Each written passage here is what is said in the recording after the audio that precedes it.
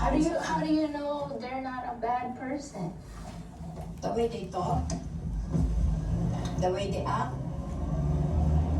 Okay. Yeah, I listen to, I watch also your YouTube. But the way they talk and, talk to each other, I know they are nice, good people, good person. You don't think they're gonna kidnap me? No, you're gonna kidnap them, not gonna kidnap you. Terrible. Oh my god. This is my vlog and I can record anything I want. Here it goes.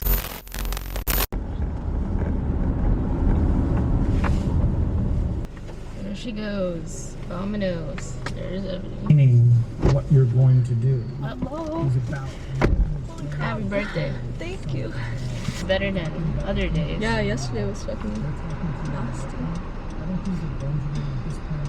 I thought you had class. What did I say? Oh yeah, I do have class. Ceramics. What time? It's like 8:30 to 11. Gotcha. But I got out of it. Because it was over, or?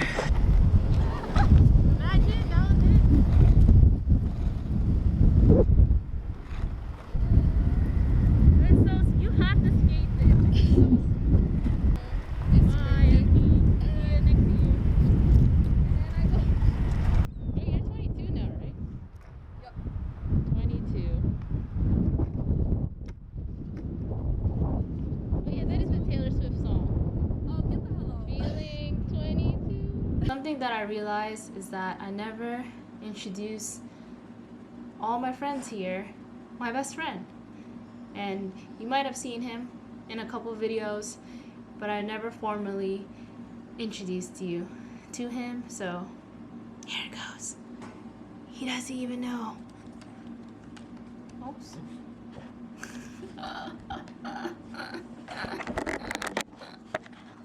Oops. He just blocked the whole camera. Okay. Way to just take all the attention. Haku is named after the white dragon in Spirited Away. I realized if I couldn't obtain a white dragon, the closest thing I can get is a white dog. Hopefully, Haku's one big dream is to meet Baxter one day. So, let Jason know. Haku's ready. I want to meet you! My little white Ewok. And that means no sex with yourself or anyone else until you stand at that altar and you say, I do. Or else it is damnation for all eternity. And remember, God is always watching. God is always watching. Peace.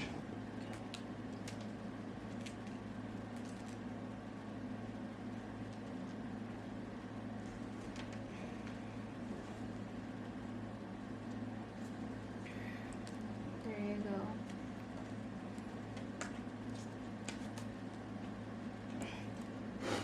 There you go. Clear case.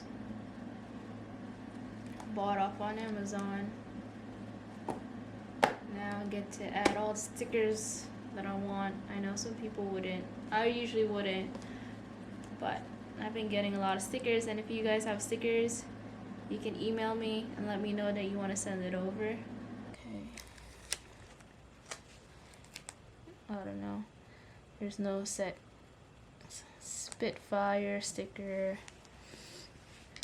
Eventually it'll just be filled with 5 million stickers. Okay, gotta go to my meeting. How to make this look at least somewhat entertaining. This is why this is a challenge. This is a challenge to figure out how to make the most fun and entertaining vlog each day. The best 10 minutes of your life.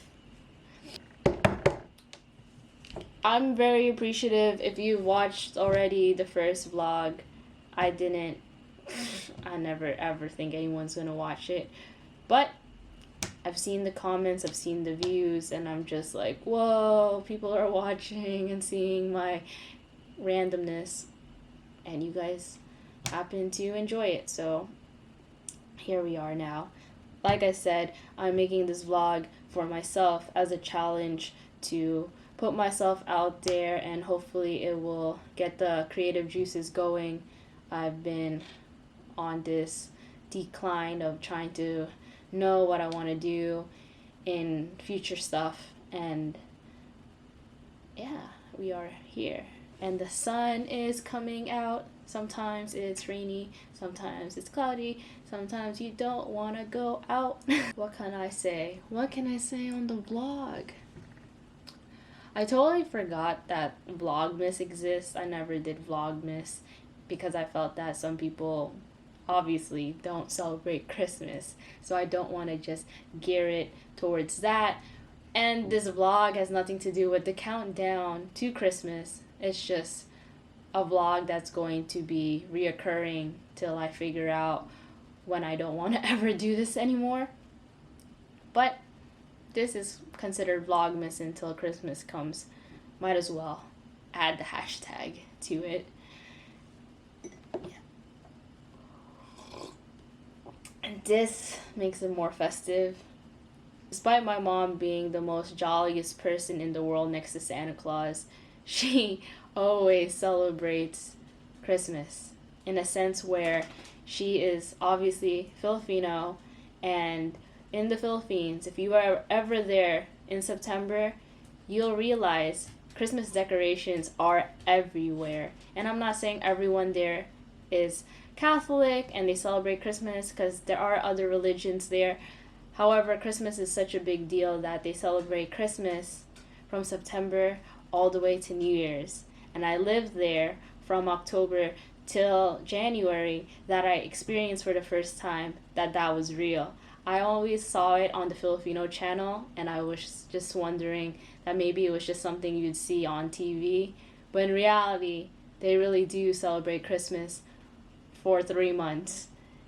And it's one of the very wholesome events I've ever experienced in my life, because being in the Philippines, you see people who almost have nothing. Literally, they live either in houses that aren't even actual houses. They're made out of, I don't want to say cardboard, but you just get the idea. They live in squatters. They live where they just use whatever material they can find to just make it a home.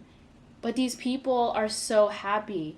They don't need much to be content with what they want to do every day in their life. And that's where I was saying yesterday on my other vlog that for me, coming back to America, you realize how privileged you are. You realize how much excess we have in America, that it's such a privilege to just even have sizes and drinks that are extra large.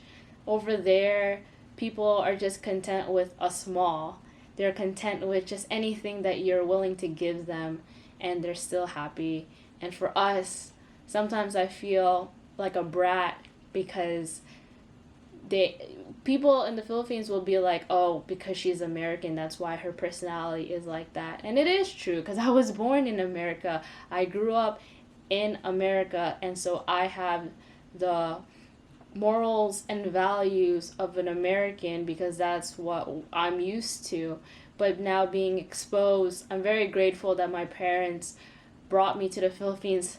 The moment after I was born, my dad brought me there. I don't know what his reasoning was besides introducing me to the whole family, but he literally brought me there. My sister wasn't even born yet. He brought me there.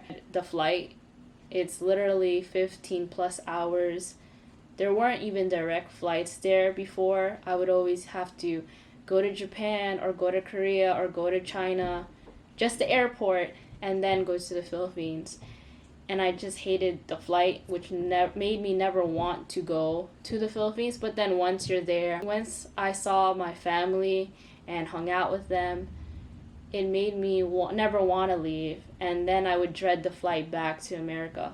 Then when my dad passed away, I went to the Philippines every year to visit my dad's side of the family and everyone else. But going to the Philippines and being exposed to their culture made me realize that I appreciate every little thing that I have, and to never take it for granted, because like I said, people over there don't have much, but they're still happy. And for me, I should be content and even more happy knowing that I have what I have and that there's people out there that are less fortunate, and I should not be complaining. Despite me always expressing that my feelings are valid and I'm entitled to feel how I feel. However, it's very eye-opening when you go to a place like that.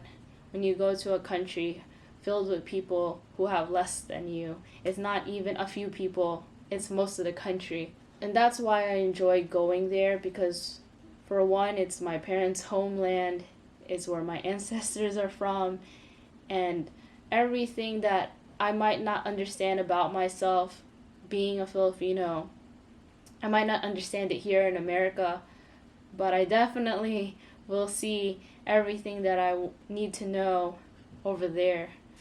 And the one thing I think is really mind-blowing is when you're here in America, at least where I live, it's such a diverse culture. You see so many different ethnicities all the time. And that's why I'm very fortunate also to be in the area that I live in, because being right next to New York City, I'm exposed to every different culture and I can try different foods and meet different people. However, in the Philippines, it's also interesting because you're in a country where they're all the same ethnicity as you, and it's scary because I started to think, is this how, for example, white people feel when they're all surrounded by white people? Is this how it feels like to just see one kind? There is not a place that I've ever been to in America that has completely all Filipino people. There are a lot of Filipino people in the city I live in, but it's not just them.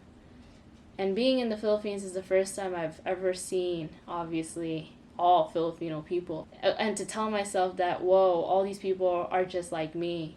They look like me. Even though my mom jokes that I'm adopted all the time. It's so messed up. I'll go to Chinatown and she's always telling me to go find my parents. Terrible.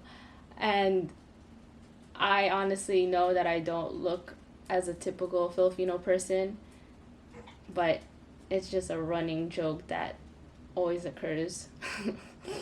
So that is a thought that I've just been marinating in my mind, being appreciative of what I have and my surroundings and just taking it all in, especially what's been going on in the world.